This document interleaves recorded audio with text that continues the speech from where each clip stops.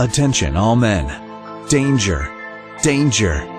For some of you, time is running out. If you are not already suffering from what we like to call the alphabet, you will. You will suffer in silence because you are embarrassed, humiliated, and ashamed. Your sex life could suffer tremendously if it hasn't already, and your health risks may increase. Please, please pay attention for the next 3 minutes. It will change and even save your life. Hi, I'm Dr. Kenneth Levine. Welcome back to Health Talk. We're seen on Uverse Channel 19 and WEYW19.com. I'm here with Dr. Herb Ross.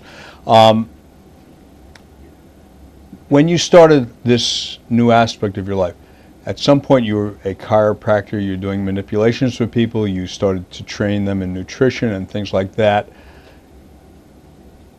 How did you evolve into what you're talking about tonight?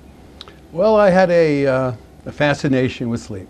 Okay. I was very interested in it. I knew that getting enough sleep was incredibly important in terms of overall health, longevity, and everything we hold dear. There is nothing quite like a good night's sleep without interruption. We hear numbers. Everybody's got to have 6 hours sleep, 7, 8, 9 hours sleep. Is there a number? 8 hours is the idealized number. Okay. So, regardless of age? Yes. Okay. For a while they were putting out that the older you get, the more sleeping problems you have, but that wasn't true at all. What was true is as you get older, you stop doing activities and things like that, and as a result of that, you don't sleep as well. But if you continue a certain amount of exercise, a certain amount of nutritional approach, you should sleep as well as an older person as any younger person. Okay, so let's get back to where we are right now, right. Where you are. Let's talk about your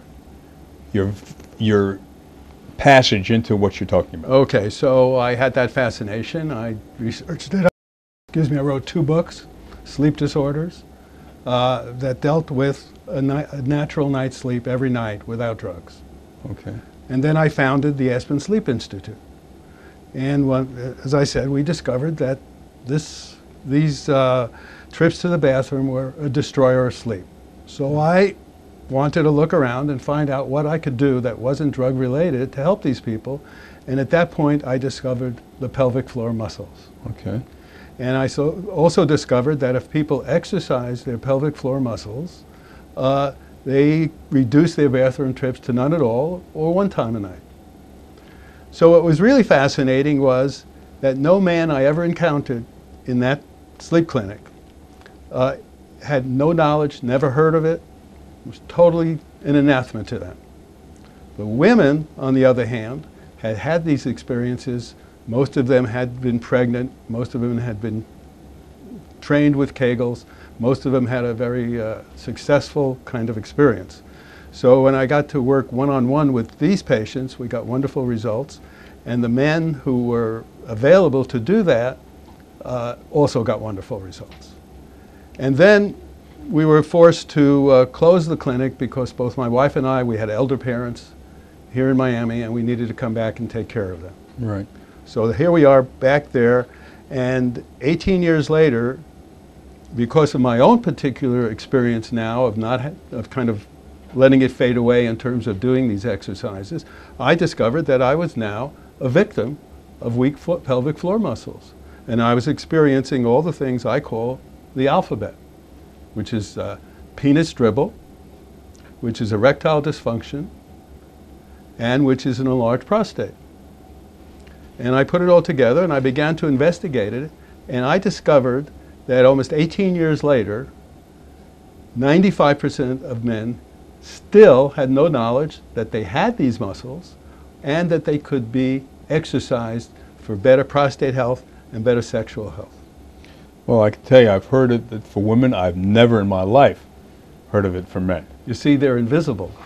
Okay, so let's talk about it. Yeah. Tell us what the exercises are and how. You have an app, don't you? I do. And a lot of that I had read the Steve Jobs biography. Right. And Steve made the assertion that what you couldn't see was as important as what you could see. Of course. And that was one of the basics of the Apple technology.